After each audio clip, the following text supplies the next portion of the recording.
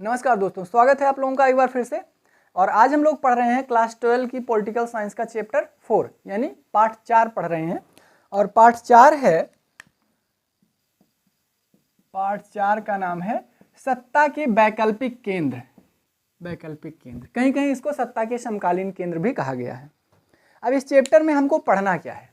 तो हमको इस चैप्टर में पढ़ना है कि द्वितीय विश्व युद्ध के बाद में यूरोप की थोड़ी मोड़ी दशा पढ़ लेनी है, उसके बाद में यूरोपीय संघ पढ़ना है, आसियान पढ़ना है और चीन की उभरती हुई अर्थव्यवस्था के बारे में पढ़ना है, उभरती हुई।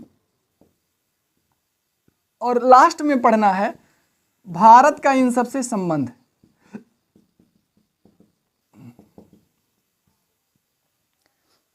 इन 4 चीजों को पढ़ना है। लेकिन इसको इस चैप्टर में क्यों पढ़ना है और सत्ता के वैकल्पिक केंद्र और कौन कौन से हैं और कौन कौन से हो सकते हैं और वैकल्पिक केंद्र की जरूरत क्या है? अगर हम बात करें सेकेंड वर्ल्ड वार की, यानी वर्ल्ड वार जो सेकेंड हुआ उसके बाद में दुनिया की अर्थव्यवस्था क्षीण हो गई। अर्थव्यवस्था क्षीण हो गई। इस दौरान 2 ध्रुवीय विश्व बना, यानी एक यूएसएसआर के नेतृत्व में चला गया और एक यूएसए के नेतृत्व में चला गया। उसके बाद हम देखते हैं 1991 में जब यूएसएसआर का पतन होता है तब दुनिया पूरी एक ध्रुवीय हो जाती है। अब एक ध्रुवीय में क्या हुआ कि दुनिया की सारी शक्ति यानी सबसे ज्यादा ताकतवर यूएसए बन गया। यूएसए के पास इतनी ताकत आ गई कि दुनिया पर वो धाक जमा रहा है।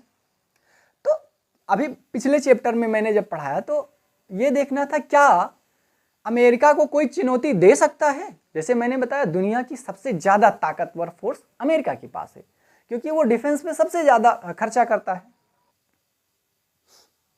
तो क्या दुनिया का पुलिसमैन बना रहेगा? मैंने एग्जाम्पल दिया कि कभी एक समय था कि दुनिया पर फ्रांस का वर्चस्व था, फिर उसके बाद दुनिया पर ब्रिटेन का वर्चस्व था, द्वितीय विश्व युद्ध के बाद दुनिया पर अमेरिका का वर्चस्व है। थोड़े दिनों तक चुनौती रूस ने दी, लेकिन 1991 में टूटने के बाद से वो भी चुनौती खत्म हो गई। तो क्या अब कोई चुनौती है? तब उसमें मैंने एक एग्जाम्पल दिया था, हो सकता है नाटो चुनौती दे, क्योंकि नाटो के जितने सदस्य देश हैं वो हो सकता है मिलके और इसको चुनौती दें, इसके विस्तार को रोकें। लेकिन क्या केवल नाटो ही है कि और कोई वैकल्पिक स्रोत हो सकते हैं जो कि अमेरिका के एक ध्रुवीय विश्व को चुनौती दे सकें?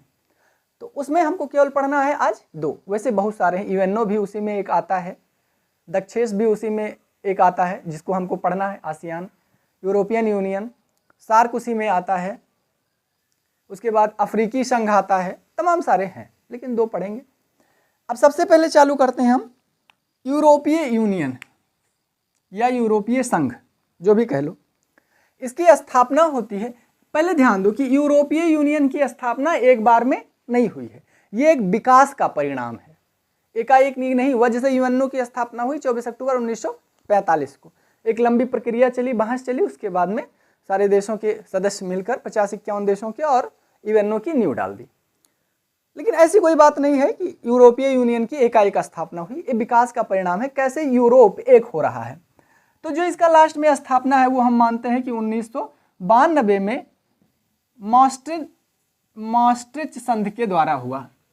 एक संधि हुई यूरोपीय देशों के बीच, maastricht संधि, इसके द्वारा यूरोपीय यूनियन का गठन हुआ।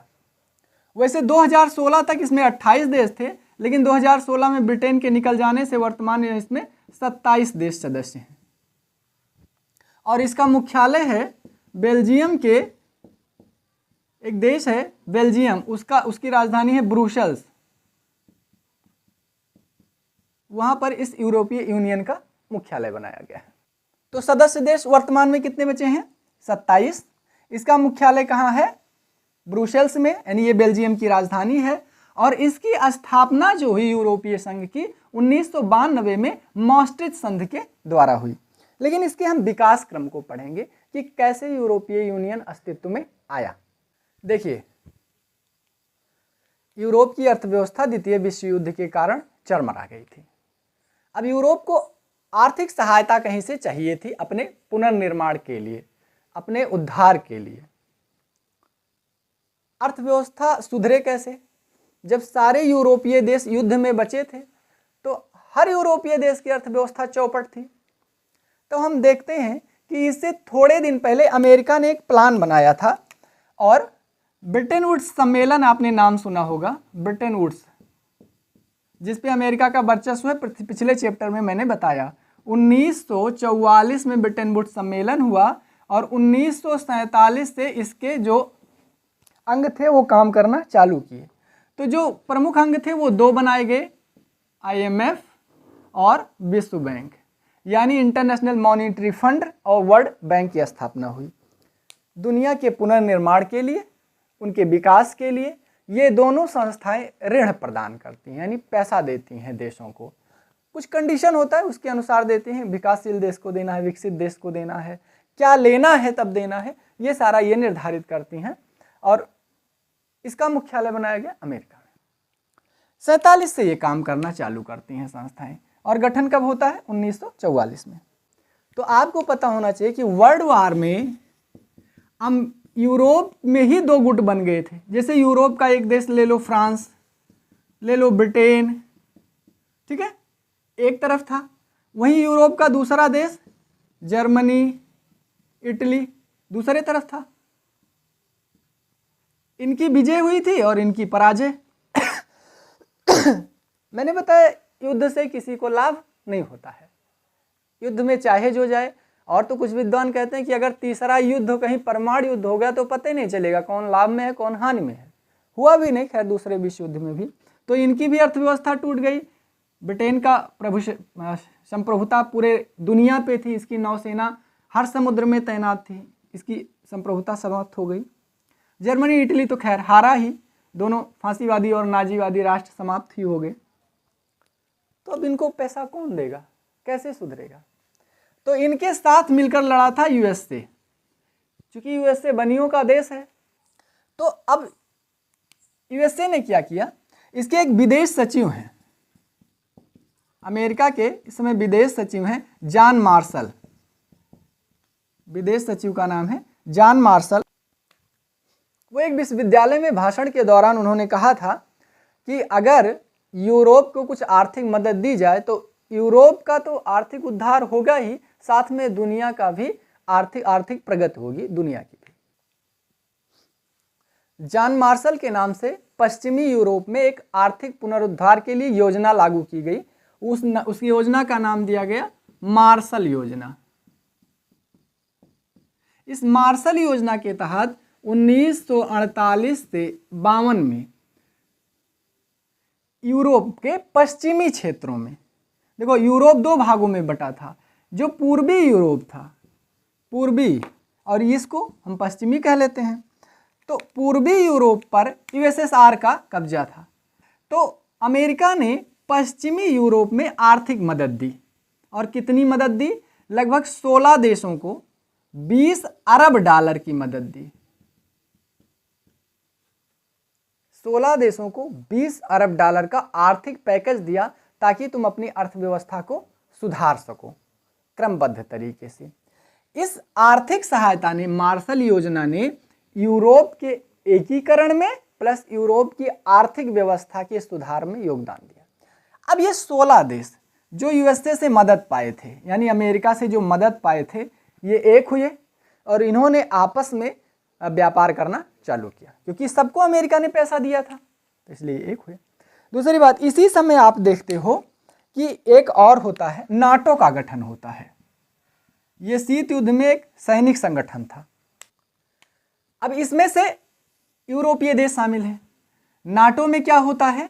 नाटो में इस क्षेत्र की सुरक्षा व्यवस्था सुदृढ़ होती है। अब नाटो का गठन कब होता है? 1949 में। मार्शल योजना आती है 48 से और 52 तक लगभग 20 अरब डॉलर दे देती है। वहीं 49 में नाटो का गठन होता है। तो इससे यूरोप का आर्थिक सुधार हुआ, इससे यूरोप की सुरक्षा बढ़ी। तो इसमें भी कई देश सम्मिलित हुए और इसमें भी कई देश सम्मिलित हुए, तो एकीकरण की प्रक्रिया चालू हुई। इसके तहत ही आगे अगर हम देखें तो 1949 में यूरोपीय परिषद का गठन हुआ। यूरोपीय परिषद का गठन हुआ और इसने एक राजनैतिक सूझबूझ की सलाह देने का काम किया, एक मंच प्रदान किया।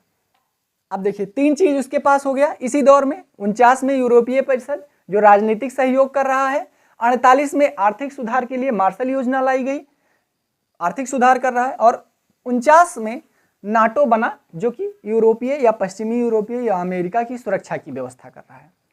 अब इसमें भी कई देश शामिल हो रहे हैं, छोटे छोटे, इसमें भी कई देश शामिल हो रहे हैं और इसमें भी कई देश शामिल हो रहे हैं। राष्ट्र के विकास के लिए उद्योगों का होना बहुत महत्वपूर्ण माना जाता है।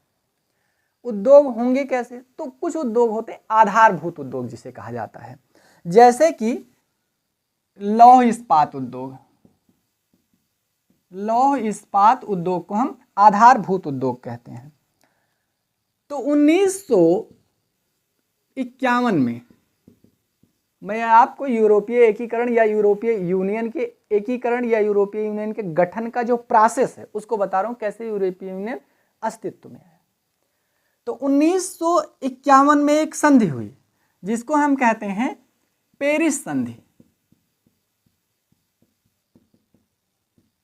और उसमें 6 देशों ने मिलकर यूरोपीय कोयला एवं इस्पात आयोग का गठन किया। 1957 में एक संधि होती है और उसके द्वारा EEC का गठन होता है, यानी यूरोपीय इकोनॉमिक कम्युनिटी का, यूरोपीय इकोनॉमिक कम्युनिटी का गठन होता है जिससे आर्थिक सुधार किया जाए यूरोप का। थोड़ा और इसी सन में हम देखते हैं 1957 में ही रोम संधि होती है और 6 देशों ने मिलकर इसमें भी क्या फैसला लिया? 2 संगठनों की स्थापना की, यूरोपीय आर्थिक समुदाय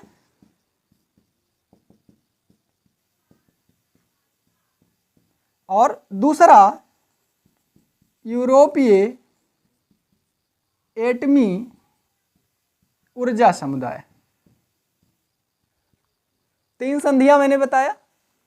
पेरिस संधि के द्वारा यूरोपीय कोयला एवं इस्पात समुदाय, 1957 में जो संधि हुई उसके द्वारा यूरोपीय इकोनॉमिक यूनियन का गठन, और 1957 में जो रोम में संधि हुई उसके द्वारा यूरोपीय आर्थिक समुदाय और यूरोपीय एटमी ऊर्जा समुदाय का गठन किया गया। इससे क्या हुआ कि एकीकरण की प्रक्रिया को बल मिला। ये यूरोपीय देश, अब इसमें भी 6 देश शामिल थे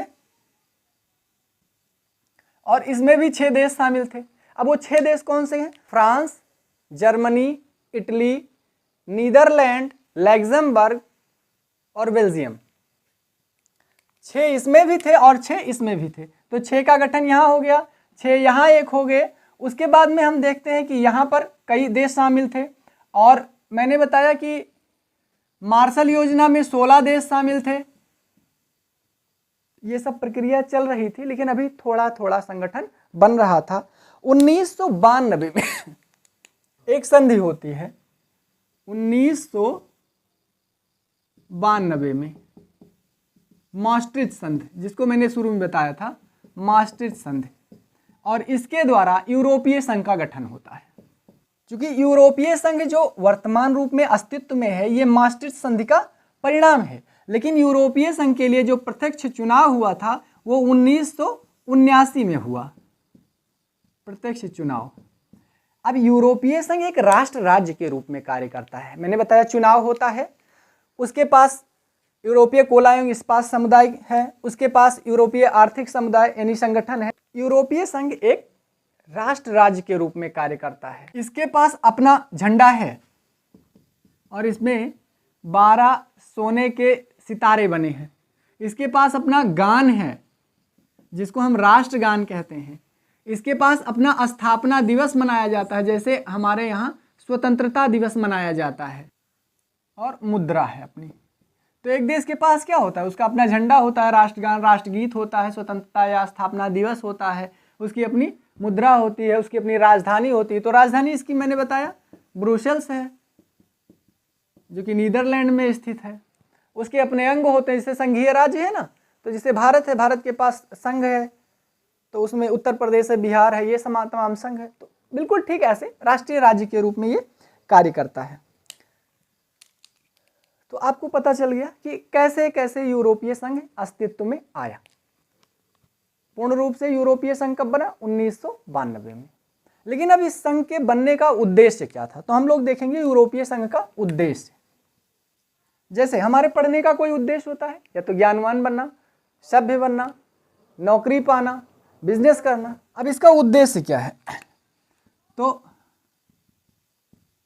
आर्थिक क्षेत्र की आर्थिक उन्नति करना।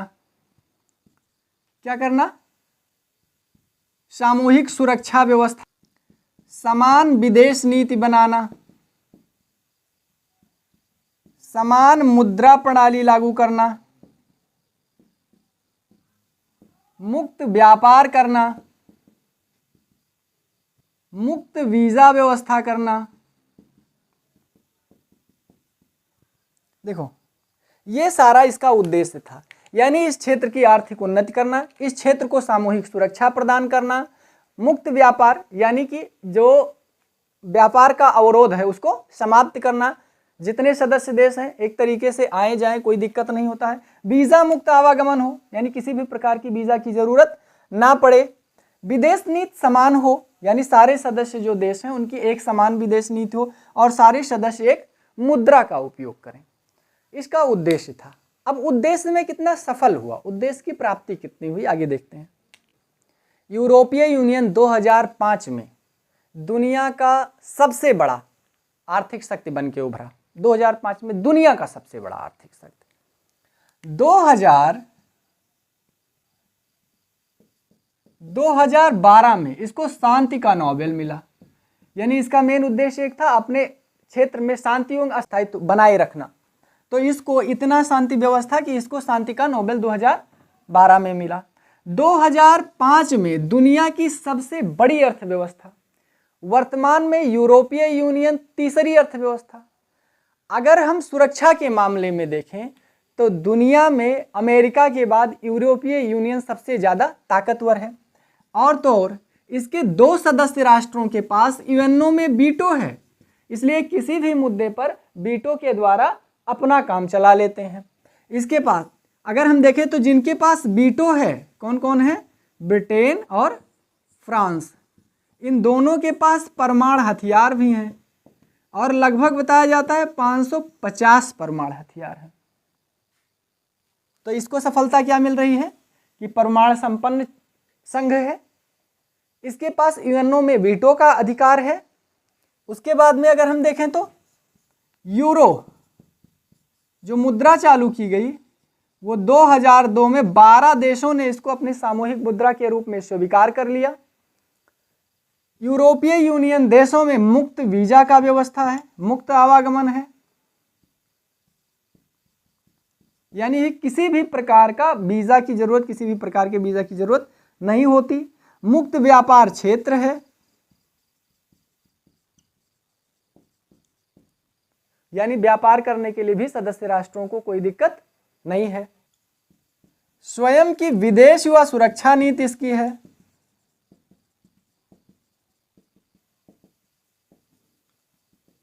इसकी अपनी विदेश नीति है, इसकी अपनी सुरक्षा नीति है। तो इस प्रकार हम देखते हैं यूरोपीय यूनियन अपने उद्देश्यों को प्राप्त करने में काफी सफल रहा और एक राष्ट्र राज्य के रूप में कार्य करते हुए अपने सदस्य देशों की आर्थिक उन्नति करा रहा है। लेकिन अब यूरोपीय संघ की कमी क्या है, तो अगर हम कमी की बात करें तो यूरोपीय संघ में क्या है, एक देश है स्वीडन और एक है Denmark.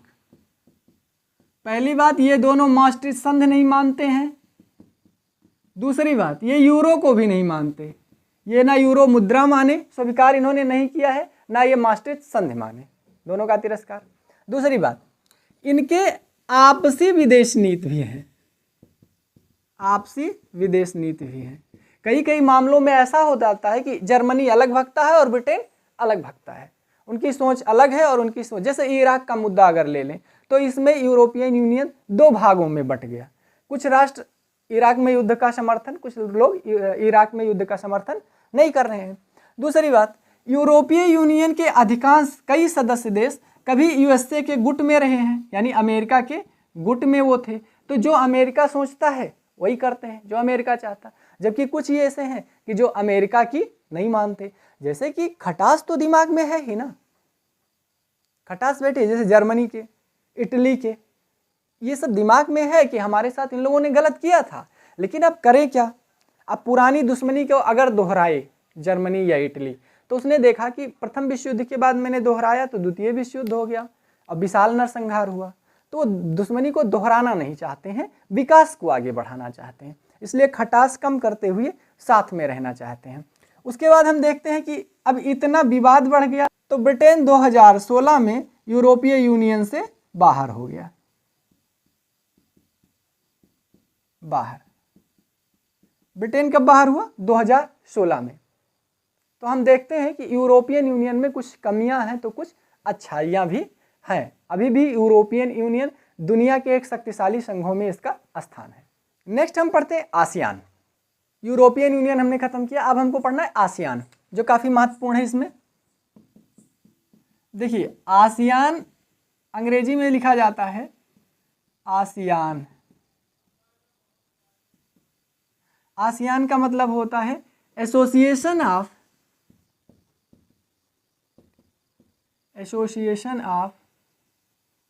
South east Asian nation.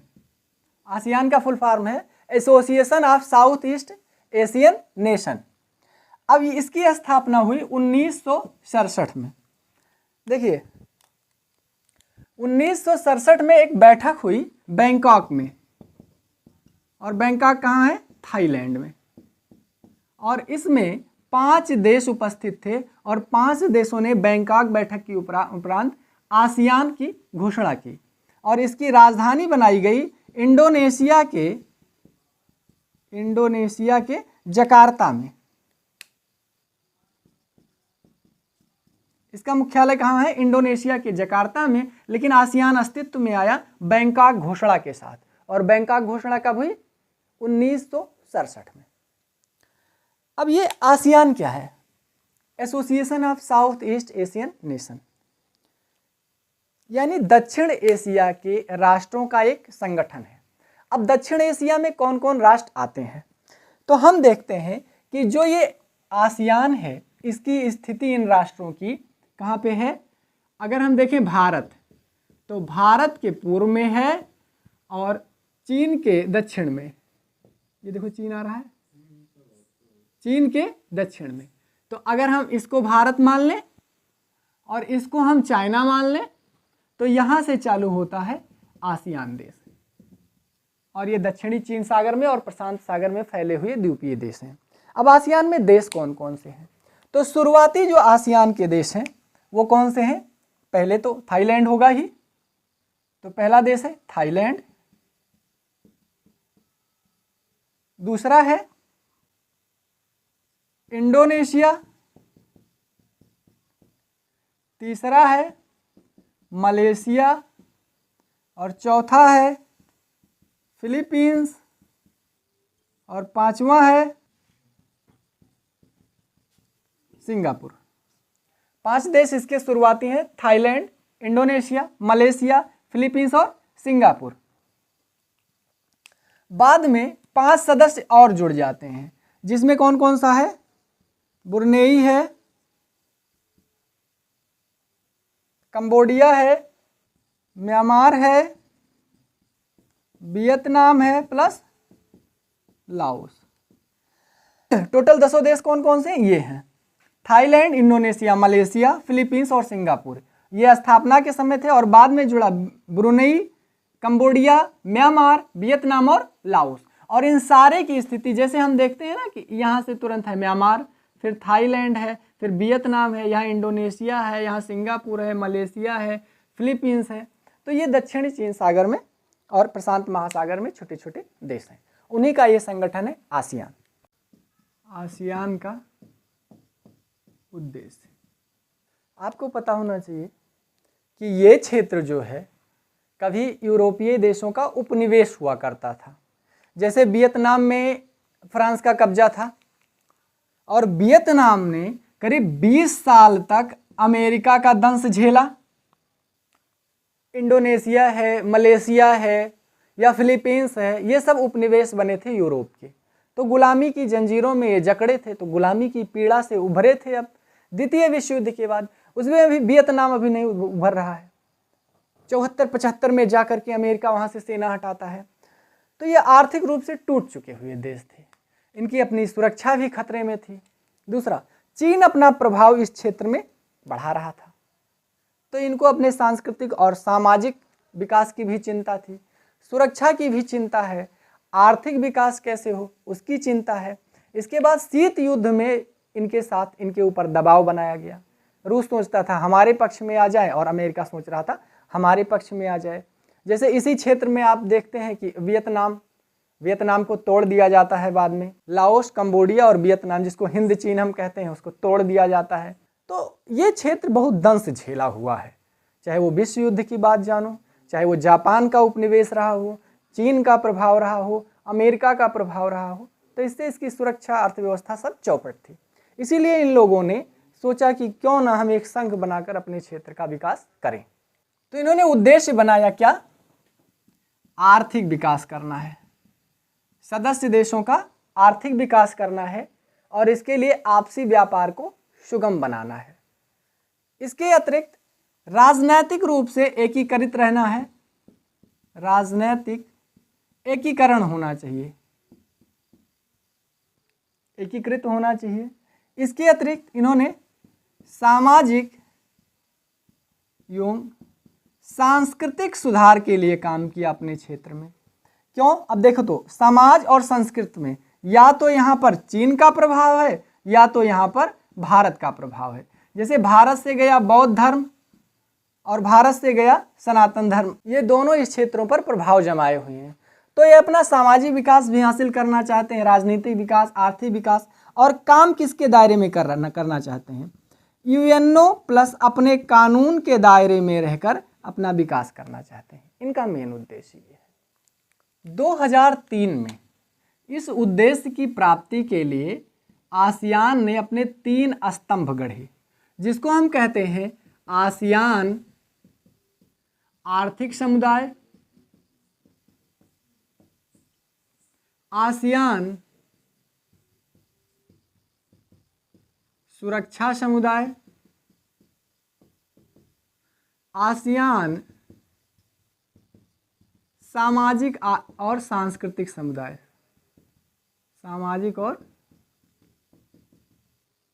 सांस्कृतिक समुदाय। इनको आसियान का स्तंभ कहा जाता है। स्तंभ आसियान की नीतियों का ये स्तंभ है। इन तीनों संगठनों के माध्यम से वो अपना विकास करता है। कैसे? आर्थिक विकास के लिए एक संगठन का निर्माण किया उसने, FTA। FTA का मतलब है फ्री ट्रेड एरिया। इसके माध्यम से वो मुक्त व्यापार करना चाहता है। आर्थिक समुदाय गठित करने का मतलब है मुक्त व्यापार, अवरोध रहित व्यापार। दूसरा, उसने अगर हम सुरक्षा के मामले में देखें तो सुरक्षा के मामले में एक संस्था उसने गठित की, ARF। इसका गठन हुआ विदेश नीति प्लस सुरक्षा को मद्देनजर रखते हुए। ARF का मतलब होता है आसियान रीजनल मंच, और इसका गठन किया गया 1994 में। एशियन रीजनल मंच का गठन किया गया 1994 में, और इसका मूल उद्देश्य था विदेश नीति और सुरक्षा, यानी इन क्षेत्रीय देशों का विदेश नीति कैसी होगी और इनकी सुरक्षा की जिम्मेदारी किसकी होगी और सुरक्षा व्यवस्था कैसे बनाई जाएगी। इस उद्देश्य से 1994 में ARF, एशियन रीजनल फोरम का गठन किया गया। और ये केवल आसियान के सदस्यों के लिए नहीं, बल्कि विश्व के देशों जैसे चीन है, भारत है और USA, इनके लिए भी वार्ता का मंच प्रदान करता है।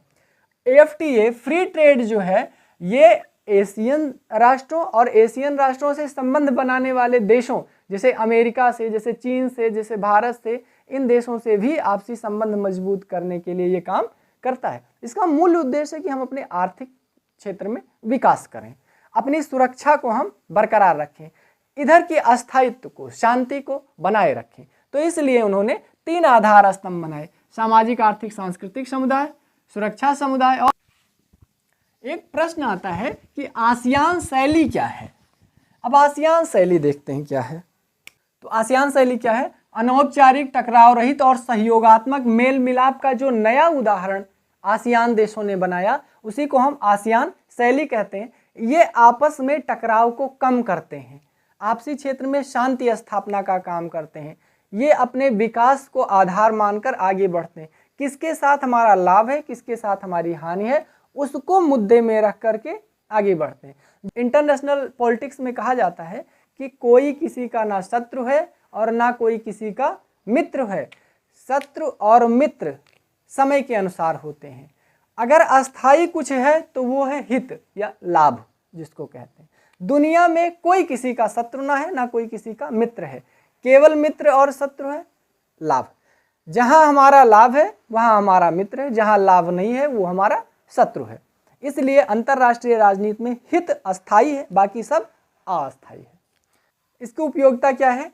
यहाँ निवेश बढ़ाना, श्रमयोग्य सेवाओं के मामले में मुक्त व्यापार समझौता करना, आवागमन को सुलभ बनाना, चीन, भारत, अमेरिका जैसे देशों को एक मंच प्रदान करना, उनके आर्थिक उन्नति के साथ सहयोगी बनकर अपनी उन्नति करना, ये एशियान का। साथ में अपनी सुरक्षा को बरकरार रखना। हम देखते हैं कि अगर 1991 की बात करें तो 1991 में भारत ने एक नीति लागू की, लुक ईस्ट पॉलिसी। ये नीति थी भारत की लुक ईस्ट पॉलिसी, यानी कि पूरब की तरफ देखो, पूर्व की तरफ देखो, क्योंकि हमारा ये पड़ोसी देश है और पड़ोसी देशों से हमेशा मित्रता होनी चाहिए, नहीं तो यहाँ पर कोई विदेशी आकर के कब्जा करेगा तो आगे के लिए हमारे लिए ही खतरा बनेगा। इसके लिए इन्होंने क्या किया? लुक ईस्ट पॉलिसी 1991 में जब हम उदारीकरण लाए, उदारीकरण ने क्या किया था? हमारी बंद अर्थव्यवस्था को खोल दिया। हमारी अर्थव्यवस्था कैसे थी? Closed economy. हम दुनिया से खुले में व्यापार नहीं करते थे, सबके यहाँ से अपने यहाँ निवेश नहीं लाते थे। तो 1991 में जब हमारी आर्थिक स्थिति दयनीय हो गई, विदेशी मुद्रा भंडार खत्म हो गया, तब हमको अमेरिका के दबाव में आकर के विश्व बैंक और IMF से कर्जा लेने के लिए अपनी इकोनॉमी को खोलना पड़ा और दुनिया के लिए बाजार उपलब्ध कराना पड़ा। तो इसलिए जब बाजार खुल गई तो मुझे लगा ये हमारे पड़ोसी हैं और इनसे क्यों ना हम व्यापार करें। तो लुक ईस्ट पॉलिसी नाम से ये चलाया गया और इन देशों पर हमने सहयोग किया और इनके संसाधनों का भी हमने उपयोग किया। लेकिन जब मोदी जी आए 2014 में, तब इस पॉलिसी का नाम बदल दिया और एक्ट ईस्ट पॉलिसी नाम दिया। कौन सी पॉलिसी? Act east policy. इस पॉलिसी के तहत केवल देखना ही नहीं है, अब पूरब के देशों के साथ सक्रिय होकर के व्यापार करना है। केवल अमेरिका के साथ नहीं, केवल रूस के साथ नहीं, केवल यूरोपीय संघ के साथ नहीं करना है, बल्कि इन देशों के साथ इनके संसाधनों को बढ़ाना है, इनके संसाधनों का अपने हित में उपयोग करना है तथा इन क्षेत्रों पे जो भी हो सके इनका भी विकास करना है और खुद का विकास करना है। इसलिए भारत ने इन क्षेत्रों पर निवेश किया और इन क्षेत्रों के निवेश को लिया। आप अगर चले जाएंगे थाईलैंड, बैंकॉक चले जाएंगे, अगर आप सिंगापुर चले जाएंगे, यहाँ पर भारतीय कंपनियां वृहद स्तर पर हैं, यहाँ पर भारतीय लोग आसानी से आपको मिल जाएंगे। आप इंडोनेशिया चले जाइए, मलेशिया चले जाइए, यहाँ पर भारतीय धर्म, भारतीय समाज के लोग आसानी से मिल जाएंगे। बौद्ध धर्म तो पूरा इस क्षेत्र में छाया हुआ है, वो किसकी देन है? भारत की देन है। तो हमारा सांस्कृतिक प्रभाव है, हमारे धार्मिक प्रभाव है इन क्षेत्रों में, हमारे लोग यहाँ पर रह रहे हैं भारी स्तर पे, यहाँ तक कि भारतीय मूल के लोग राष्ट्रपति बनते हैं। तो हम देखते हैं कि भारत का अच्छा खासा प्रभाव है। इसलिए जब मोदी जी आए तो एक्ट ईस्ट पॉलिसी नाम से इस क्षेत्र में सक्रिय व्यापार को चालू किया। भारत ने हाल ही में, जैसे हम देखते हैं सिंगापुर है, मलेशिया है, इन देशों के साथ मुक्त व्यापार समझौता किया है। 2020 तक आसियान देश का उद्देश्य है कि हम इस क्षेत्र में आर्थिक प्रगति करें। 2020 तक इनका उद्देश्य था, ये विजन 2020 निकाले थे आसियान देश, और आर्थिक समृद्धि हासिल करना इनका उद्देश्य था। कितना हासिल हुआ? कभी जब हम करंट अफेयर्स पढ़ाएंगे या करंट की बातें पढ़ाएंगे तब उनको बताएंगे, क्योंकि 2020 इसलिए विजन के बारे में विवरण नहीं दिया गया। जो आप किताब पढ़ रहे हैं ये किताब 2005 से चल रही है, इसलिए ज़्यादा संशोधन इसमें नहीं किया गया है, थोड़ा थोड़ा बीच में अपडेट किया गया है। 2017 तक का संशोधन आपकी किताब में मिलेगा, तो इसलिए 2020 का नहीं, इसीलिए आप लोगों को हम झमेले में नहीं डालना चाहते हैं कि कितना आसियान के देशों को सफलता मिली। अब नेक्स्ट हमको पढ़ना है चीनी अर्थव्यवस्था का उत्थान। चीन हमारा पड़ोसी है और हमसे उसका कुछ रगड़ा भी लगा रहता है, व्यापार भी लगा रहता है। खैर, तो चीन को जानने से, चीन के आर्थिक उत्थान को जानने से पहले थोड़ा चीन के बैकग्राउंड में जाना पड़ेगा, तभी समझ में आएगा कि चीन विकसित कैसे हो रहा है, या पहले कैसे था, या आज उसकी जो समस्या है उसका कारण क्या है। तो हम अगर देखें, बहुत ज़्यादा पहले नहीं जाएंगे, लेकिन हाँ थोड़े दिन जाएंगे, जब 1911 में हम देखते हैं एक क्रांति हुई और इस क्रांति का नेतृत्व किया सन यात सेन ने, और उसके बाद में एक सरकार की स्थापना हुई। चूँकि देश बड़ा विशाल है, इसलिए पूरे क्षेत्र पर किसी एक का शासन जल्दी हासिल नहीं हो रहा था। ये क्षेत्र कभी एशिया नहीं, पूरे दुनिया का सर्वश्रेष्ठ, सबसे ज़्यादा आर्थिक उन्नति का क्षेत्र था। अगर हम माने तो प्राचीन काल में 1000 ईस्वी के पहले की अगर हम बात करें तो दुनिया की 30% जीडीपी चीन की थी और 24% जीडीपी भारत की थी। यानी दुनिया की 54% जीडीपी केवल और केवल इन दो देशों के पास थी, और ये दुनिया के शक्तिशाली देश थे। अगर हम द्वितीय विश्व युद्ध के समय देखें तब भी भारत और चीन एशिया के शक्तिशाली देश थे और आज भी हैं। चीन ने प्राचीन काल में कई वंशों ने शासन किया और आसपास के क्षेत्रों पर अपना प्रभाव जमाया, जैसे उत्तर में मंगोलिया तक गए, दक्षिण में कोरिया तक गए, दक्षिणी चीन सागर के छोटे छोटे द्वीपों पर इनका अधिकार था और इन्होंने यहाँ से टैक्स वसूल किया, मौज रहते थे, कोई दिक्कत नहीं थी। लेकिन 1949 से पहले और 11 के बाद चीन 3 भागों में बट गया। एक भाग में जापान का शासन हो गया, जापान ने चीन पर अटैक करके अधिकार कर लिया। कुछ भाग पर ब्रिटिश का शासन हो गया और कुछ भाग चीनी राजवंशों के अधीन रहा। 1949 में माओ त्से तुंग ने क्रांति की। माओ त्से तुंग, इन्होंने एक क्रांति की और साम्यवादी व्यवस्था की स्थापना की और ब्रिटिश को यहां से खदेड़ दिया, जापान को भी खदेड़ दिया। तो इस प्रकार 1949 में जो आज हम चीन देखते हैं वो 1949 में अस्तित्व में आया, जब पूरे देश में साम्यवादी शासन व्यवस्था लागू हुई। लेकिन यहाँ पर एक और बात देखने की है कि यहाँ पर आंतरिक समस्या भी आई और यहाँ के जो स्थानीय नेता थे चांग काई शेक, चांग काई शेक को ही चीन का प्रमुख नेता माना जाता था और इन्हीं को, जो वो चीन था चांग काई शेक के नेतृत्व में, उसी को वीटो मिला था यूएनओ में, क्योंकि यूएनओ का गठन 1945 में हुआ था, तो इसलिए चांग काई शेक वाली सरकार को वीटो मिला था। लेकिन जब माओ त्से तुंग ने क्रांति कर दी तो चांग काई शेक को देश छोड़ के जाना पड़ा और जो आज ताइवान है वहां पर जाके ये शरण लिए और वहां पर अपनी सरकार बनाई। कुछ दिनों तक वीटो चांग काई शेक के पास था, लेकिन बाद में वीटो चांग काई शेक यानी वियतनाम से हटा करके और वर्तमान जो चीन है, साम्यवादी चीन, जनवादी चीनी गणराज्य जो है, उसको वीटो पावर दिया गया। अब जैसे 49 में इसको आज़ादी मिलती है, ये कैसी व्यवस्था लागू करता है? साम्यवादी व्यवस्था, और रूस से सहयोग लेता है और रूस की सलाह मानता है। सहयोग किससे लेता है? रूस से। रूस मतलब यूएसएसआर है, यूएसएसआर भी साम्यवादी, ये भी साम्यवादी है। तो रूस से आर्थिक सहयोग और राजनीतिक सलाह दोनों लेता है और उसके साम्यवादी तरफ से चलता है। शुरू में हम देखते हैं कि चाइना का विकास बड़े अच्छे तरीके से हो रहा है। क्यों? क्योंकि क्लोज्ड इकोनॉमी बना लिया है और किसी भी देश से उसने संबंध बनाने की जरूरत नहीं समझी, क्योंकि साम्यवादी मॉडल क्या कहता है कि किसी दूसरे देश से आपका संपर्क नहीं होना चाहिए, केवल साम्यवादी देशों से होना चाहिए। और साम्यवादी अर्थव्यवस्था के आधार में है कृषि।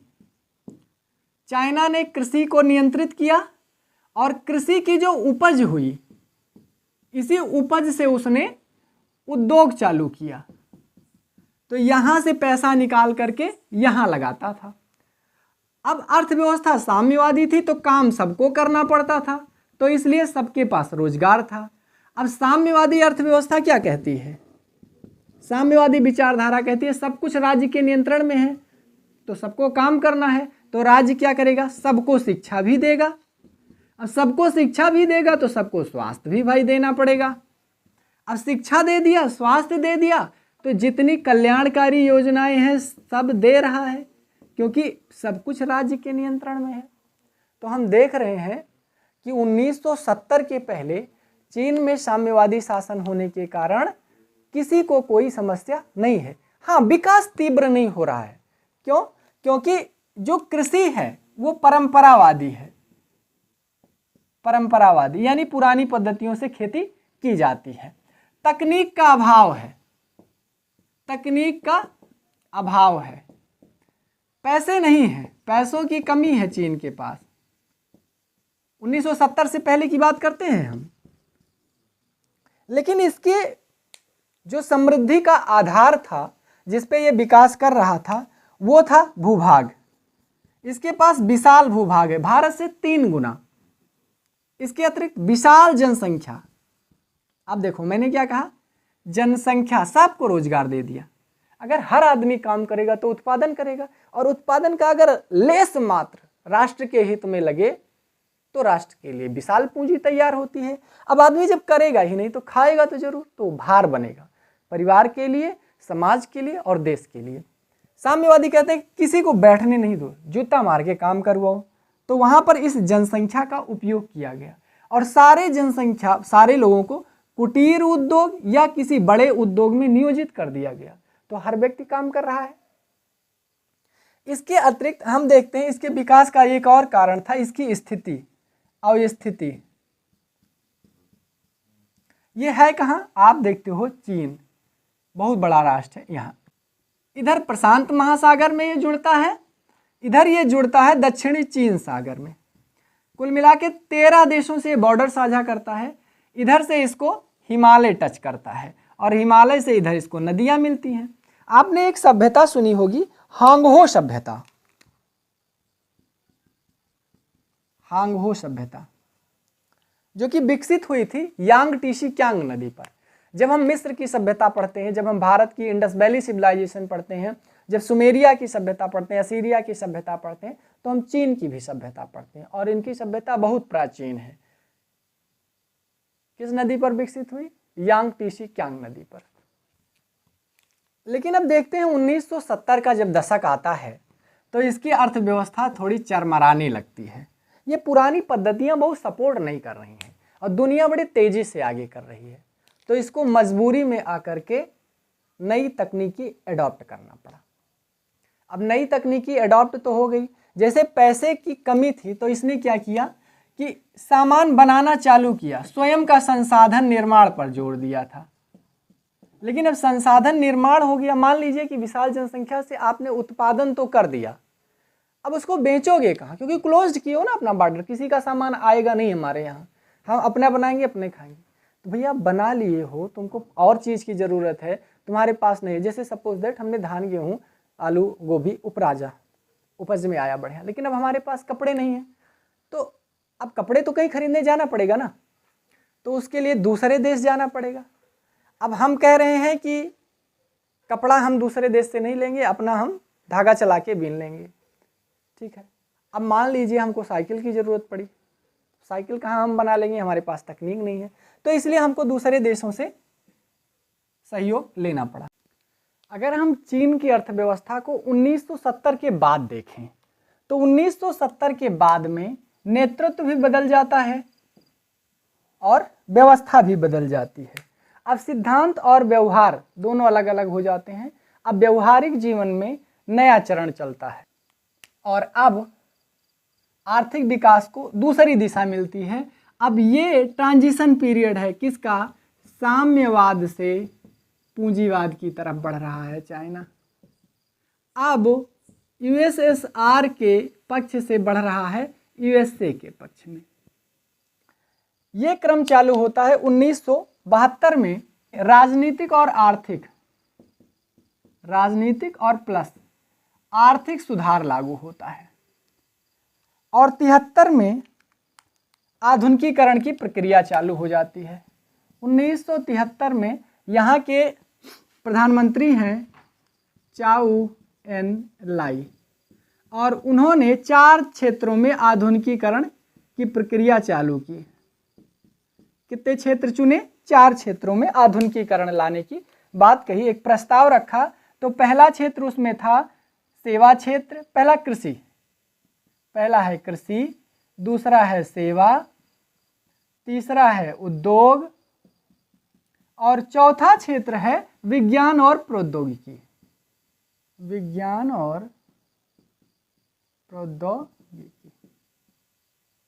इन 4 क्षेत्रों में चाओ एन लाई ने आधुनिकीकरण की प्रक्रिया चालू की। अब आधुनिकीकरण क्या है कि कृषि पहले क्या होती थी? प्रकृति पर निर्भर थी। बारिश हुई तो हुआ, नहीं हुई तो नहीं हुआ। अब कृषि में तकनीकी डाल दी गई। अब तकनीकी में क्या है? सिंचाई की व्यवस्था की जाएगी, दवाई की व्यवस्था, दवाई मतलब कीटनाशकों की, उर्वरक की व्यवस्था की जाएगी। ठीक है, नए कृषि यंत्रों का आविष्कार होगा, नए कृषि यंत्रों का कृषि क्षेत्र में प्रवेश होगा। वैसे सेवा क्षेत्रों में क्या हुआ? अब कौशल युक्त कर्मचारी तैयार किए जाएंगे। कौशल युक्त, जैसे हम देख रहे हैं कि अगर तकनीकी में जाना है तो बीटेक करो, बिजनेस में जाना है तो एमबीए करो। जैसे मैंने बताया एमबीए की शुरुआत 1881 में हुई। तो अब कौशल युक्त श्रमिक पैदा किए जाएंगे। सेवा उद्योग क्षेत्र में बड़े उद्योग लगेंगे। अभी तक उद्योग में क्या था कि कृषि क्षेत्र से धन लेकर के और उद्योग क्षेत्र में लगाया जाता था, लेकिन उद्योग परंपरा पर निर्भर थे, तो इसलिए उद्योग बृहद स्तर पे नहीं हो पा रहे थे। और चूंकि बाजार भी क्लोज्ड थी, तो अगर उत्पादन बढ़ाएं भी तो कहाँ बेचेंगे? और बाहर की जो तकनीक है वो अपने यहाँ ला नहीं रहे थे, क्योंकि इनके पास धन नहीं था कि तकनीक खरीद लें, मशीन खरीद लें। तो ये अपने यहाँ तकनीक और मशीन का इजाद करते थे। खैर, इनके पास दम्भ भी था कि हम कर लेंगे, क्योंकि दुनिया को छापा खाना इन्होंने ही दिया, दुनिया को परीक्षा प्रणाली इन्होंने दी, दुनिया को मुद्रा, कागज मुद्रा इन्होंने दिया, दुनिया को रेशम वस्त्र इन्होंने दिया। तो इनके पास धाक था कि हम करेंगे। ये प्रक्रिया थोड़ी आगे बढ़ती है। एक नेता है देंग श्योपेंग, उन्होंने क्या किया? खुले द्वार की नीति लागू कर दी। खुले द्वार की नीति चीन के लिए ये नीति काफी महत्वपूर्ण हो गई। अब क्या है कि खुले द्वार की नीति होने के कारण विदेशी पूंजी चीन में आने लगी और एफडीआई की भरमार हो गई, फॉरेन डायरेक्ट इन्वेस्टमेंट। दुनिया के लिए चीन का द्वार खोल दिया गया। कोई भी आए चीन के साथ व्यापार करे और चीन किसी भी देश के साथ हम व्यापार करें। इस नीति को जब घोषित किया तो इसमें एक आर्थिक क्रांति आई। लेकिन ये ध्यान दो, कब खोल रहा है? 78 में। 73 में पहले आधुनिकीकरण लाते हैं, उसके बाद में 78 में खोलते हैं। उसके बाद अगर हम देखें तो जब ये खुले द्वार की नीति आरंभ हुई, एफडीआई चालू हुई, तो उसने एक सेज बनाया, SEZ, स्पेशल इकोनॉमिक जोन। ये हर देश में बनता है, भारत में भी है। यहाँ पर क्या है कि विदेशी निवेशक आए और अपनी फैक्ट्री लगाएं। इसके लिए सरकार जमीन मुहैया कराती है, संसाधन मुहैया कराती है, उसके बाद में सस्ते श्रम मुहैया कराती हैं, और ये सारी चीज़ें चीन में आसानी से उपलब्ध हैं। इसीलिए बड़े बड़े उद्योगपति जैसे ये नीति लागू हुई चाइना में कूद पड़े, क्योंकि चाइना का क्षेत्रफल ज़्यादा है, भूभाग बहुत है, जनसंख्या अधिक है, सस्ते श्रमिक मिल जाते हैं और बेचने के लिए बाजार मिल जाती है।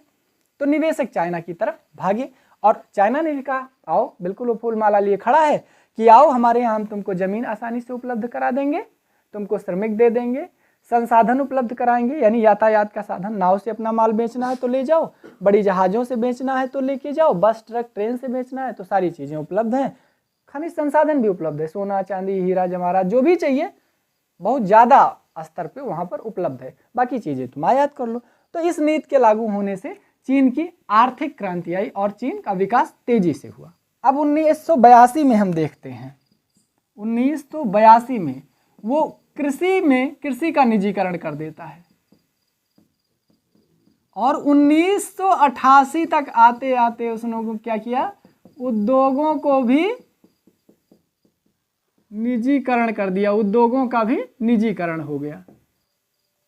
वहां के जो उद्योग थे वो निजी हाथों में दे दिए गए। जैसे हमारे यहाँ रिलायंस है, टाटा, ये निजी हाथों के उद्योग हैं। वहीं सेल है, वो भारत की कंपनी है। तो कुछ कंपनियां सरकार के नियंत्रण में है, कुछ कंपनियां प्राइवेट। हमारे यहाँ मिक्स है, यानी प्राइवेट कंपनी भी हो सकती है और सरकारी कंपनी भी हो सकती है। चाइना ने क्या किया, खुद के लिए भी रखा और उद्योगों के लिए कहा कि कोई भी आदमी उद्योग कर सकता है, कृषि में कोई भी निवेश कर सकता है। अब क्या हुआ कि उद्योग और कृषि इन दोनों क्षेत्रों में विकास तीव्र गति से आगे हुआ। इस विकास की प्रक्रिया को और आगे बढ़ाया और 2001 में चीन क्या हुआ, WTO का सदस्य बन गया, वर्ल्ड ट्रेड ऑर्गेनाइजेशन, विश्व व्यापार संघ का सदस्य बन गया। तो अब दुनिया में ये व्यापार करने के लिए सुलभ हो गया। तो इसके यहाँ फॉरेन एक्सचेंज आ रहा है, यानी विदेशी मुद्रा भी आ रही है, निवेश भी हो रहा है और इसके लिए दुनिया बाजार भी बन रही है, दुनिया में निवेश कर रहा है। इसकी आर्थिक व्यवस्था इतनी सुदृढ़ हो गई कि 1997 में अगर हम देखें तो आसियान देशों को ये क्या करता है, सहायता दे रहा है, उनकी अर्थव्यवस्था को सुदृढ़ बना रहा है ताकि उनके साथ व्यापार किया जा सके। इसके साथ साथ इसने भी निवेश करना चालू किया और हम देखते हैं विकासशील देशों पर यह ध्यान केंद्र करता है। लैटिन अमेरिका में निवेश कर रहा है, इसके बाद क्या, अफ्रीका में निवेश कर रहा है। लेकिन ये सब तो हो रहा है, चीन विकास कर रहा है, इसकी अर्थव्यवस्था काफ़ी तेजी से ग्रो कर रही है। अब अगर हम देखें तो ये तो सब सकारात्मक पक्ष था इसकी अर्थव्यवस्था का, लेकिन इसकी आर्थिक उन्नति का कुछ नकारात्मक पक्ष भी निकल के आया। तो नकारात्मक पक्ष क्या है, तो नकारात्मक में हम देखें कि जब साम्यवाद था तो सबको रोजगार था, लेकिन अब जब पूंजीवाद आया तो बेरोजगारी बढ़ी। तो चाइना में क्या बढ़ गई, बेरोजगारी बढ़ी। बेरोजगारी जब बढ़ती है तो अपराध भी बढ़ता है, खाली होगा आदमी तो अपराध करेगा, अपराध बढ़ेगा तो क्या होगा, यहाँ पर महिलाओं के लिए काम की दशा भी नहीं सुलभ होगी, महिलाओं के लिए कार्य की दशा नहीं है, यानी महिलाएं खुले रूप में कार्य नहीं कर सकती। अब जब उद्योग आपने लगाया है, बृहद स्तर पे उद्योग लगाते जा रहे हैं, तो क्या हुआ, पर्यावरण की हानि हुई और हम देखते हैं पर्यावरण को नुकसान पहुंच रहा है, पर्यावरण प्रदूषण हो रहा है, वहाँ पर तमाम पर्यावरण हानियाँ हो रही हैं। इसके अतिरिक्त हम देख रहे हैं कि जब ट्रांजिशन पीरियड होता है, साम्यवाद से पूंजीवाद की तरफ जा रहा है, तो जो कृषि में है वो गरीब होता जा रहा है और जो सेवा और उद्योग में है वो अमीर। तो असमानता बढ़ रही है, आर्थिक असमानता बढ़ रही है लोगों में। शहरी क्षेत्र के लोग जो उद्योग सेवा में वो अमीर हैं और जो ग्रामीण क्षेत्र के लोग हैं वो गरीब हैं। तो आर्थिक असमानता बढ़ रही है। क्षेत्रों में भ्रष्टाचार बढ़ रहा है,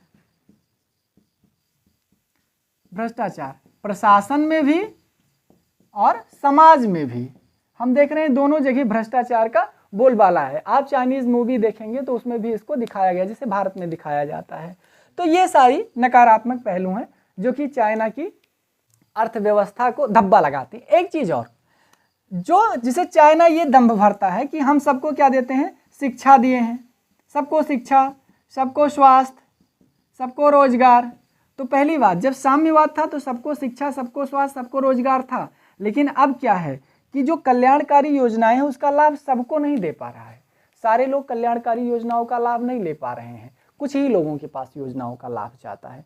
तो इसलिए जहां बाहरी दृष्टि में हम देख रहे हैं कि उसका विदेशी व्यापार, जो विदेशी व्यापार है वो अपर है और जो आंतरिक स्थिति है उसकी, वो आंतरिक स्थिति बहुत डाउन है। शासन बिल्कुल साम्यवाद वाला, एक पार्टी का शासन वहां आज भी है, केवल कम्युनिस्ट पार्टी शासन करेगी। संपत्तियां सरकार के नियंत्रण में अधिकतर रहेंगी, जो सरकार के खिलाफ बोलेगा उसको दंड मिलेगा। तो वहां पर ये क्रूरता है आज भी, ये सारी उसकी कमियां हैं, आज भी लगातार बढ़ी हुई हैं। लेकिन बाहरी देखें तो उसकी अर्थव्यवस्था दुनिया में अच्छे स्थान पर पहुंच गई है। अभी तक तो हमने चाइना का सकारात्मक नकारात्मक देखा, अब हम देख रहे हैं भारत और चाइना के संबंध।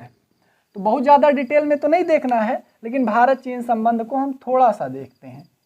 भारत चीन संबंध अब देखते हैं। देखो 1949 में साम्यवादी क्रांति हुई माओ से तुंग के नेतृत्व में। उसके तुरंत बाद इसने क्या किया कि जैसे हम अखंड भारत की संकल्पना करते हैं वैसे चीन भी एकीकृत चीन बनाना चाहता है। उसका मानना है कि जब रेशम युग था तब हमारा प्रभाव था, दक्षिणी चीन सागर में हम प्रभावी थे, कोरिया पर हमारा चलता था, भारत के उत्तर यानी हिमालय के उत्तर में जितने भी क्षेत्र हैं उस पर, मंगोलिया पर उसका चलता था प्रभाव। तो कह रहा है ये क्षेत्र जो टूट गए हैं इनको फिर से हमको जोड़ना है। तो ये क्या किया, तुरंत तिब्बत पर अटैक कर दिया और तिब्बत को हथिया लिया। तिब्बत को हथियाया तो भारत और चीन के मध्य विवाद उत्पन्न हुआ।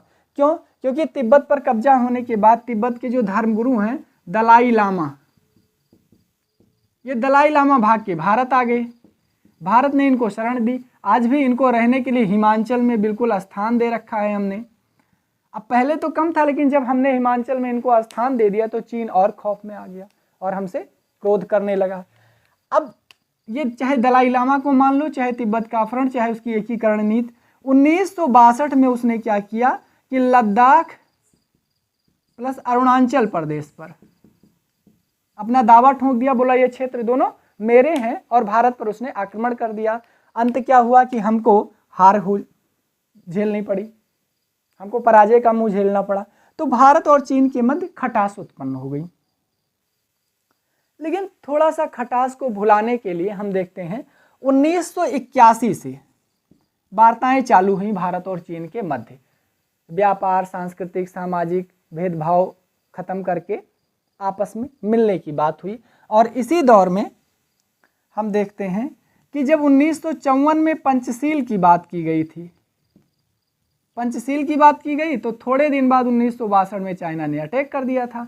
जो पंचशील समझौता है ये भारत और चीन के मध्य किया गया, पंडित जवाहरलाल नेहरू के मध्य, नेहरू के समय किया गया था ये समझौता, जिसमें कहा गया था कि हम तुम्हारे ऊपर आक्रमण नहीं करेंगे, न तुम हमारे ऊपर, न तुम हमारे आंतरिक मामलों में, न हम तुम्हारे आंतरिक मामलों में। लेकिन 62 पे हमने अटैक कर दिया, चाइना ने अटैक कर दिया तो पंचशील समाप्त हो गया। ऐसे एक घटना और घटित हुई। 81 में वार्ता पुनः चालू हुई और उसके बाद में 1988 में राजीव गांधी चीन जाते हैं और व्यापार के लिए वार्ता होती है। जो लद्दाख और अरुणाचल प्रदेश का क्षेत्र है को लेकर विवाद था, उस विवाद को वहीं रहने देना चाहते हैं। समझौता ये होता है कि बॉर्डर को यथास्थित रहने दिया जाए, लाइन ऑफ एक्चुअल कंट्रोल जो है उसको यथास्थित रहने दिया जाए और हम आपस में उसको भुलाकर धीरे धीरे व्यापार और विकास की तरफ बढ़ें। तो बात होती है और समझौते के तहत क्या होता है कि 4 बॉर्डर पे 4 गेट खोले जाते हैं कि ताकि आवागमन सुलभ हो और व्यापार अच्छा हो। लेकिन 88 में ये काम होता ही है कि क्या हो जाता है, हम परमाणु परीक्षण कर देते हैं 1998 में और फिर चाइना बिदक जाता है, इसका विरोध करना चालू कर देता है। फिर हम देखते हैं कि चाइना एक और पॉलिसी लागू कर दिया है, one belt one road, one belt one road.